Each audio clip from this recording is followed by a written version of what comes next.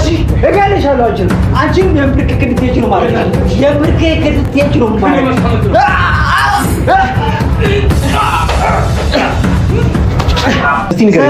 ሰራልኝ የተባልኩትን እኮ ነው አብርሽ ላይ እና ማንም ሰራልኝ ስላለ ብቻ እንድትሰራለህ እንዴ አንተ ማንም አምጡ ሰራልኝ ስላለ ነው ገንዘብ እኮ ነው ተናገር ምን ነበር ሰራልኝ መጣ ተናገር በየት ማያመጥ ምን ነበር ጣለው አለው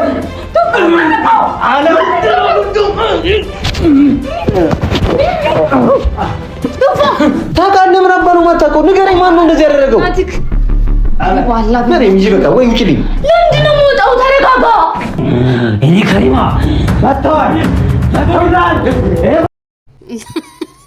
ልሳቅ ወይስ ላልቅስ? በርሶ መጀን በመሃል አዲስ አበባ እየተገረፉ እንደሆነ ፓርት 6 ተለቀቀ። ተቀላቀሉ። ላይክ፣ ሼር፣ ሰብስክራይብ በማድረግ እላለሁኝ። ታዲያ እንግዲህ አቶ ቶዬ እንግዲህ ዜዶዬ ድረሽልኝ በርሶ መጀን እየተገረፉ ነው። እኔ ልገረፍልዎት? ማን የገረፈዎት? የቷ አልጋ መደባደቢያ እንደሆነና እባክቶዬ አልጋህን አታስነካ የማለት ኮሜንታተሮች ግፊት ፈጠሩበት።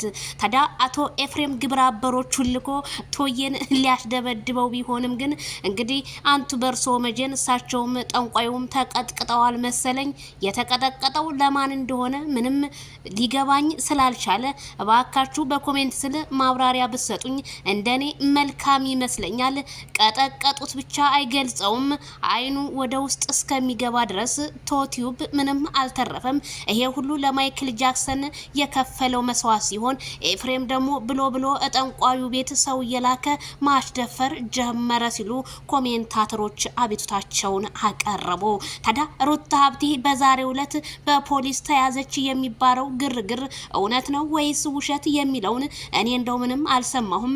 እንግዲህ ወንጀለኛ ሰው ግዴታ መታሰር አለበት ስል እኔም ከዚሁ አሳስባለሁ።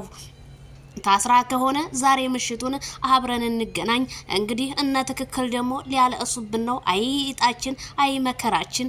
ሄርሜላ ከረሚላ ግፊበት፣ አረግፋ ብለው ይገፋል በግዱ። ያገሩ ጎዳና ሲጠፋው መንገዱ እንደሚባለው አባባል ሄርሜላ ከረሚላ እርግጠኛ ነኝ ጎል እንደምታስገባ ባለሙሉ ተስፋ ነኝ በማለት እኔ ጠንቋዩ ነገር ወሬ ሊያስወራኝም አልቻለም። እንዴት በርሶ መጀንን ማን ነው የሚገርፋቸው? እውነትም ኤፍሬም ተደፋፍሯል እላለሁኝ።